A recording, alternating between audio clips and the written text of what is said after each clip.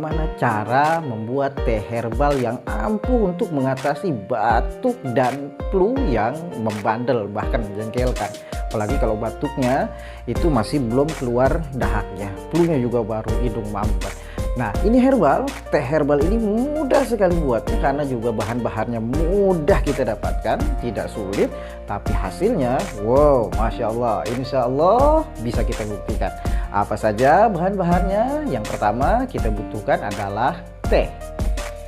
Kita sarankan tehnya cari teh hijau. Kemudian jahe, cengkeh, kunyit, dan serai. Hanya itu saja.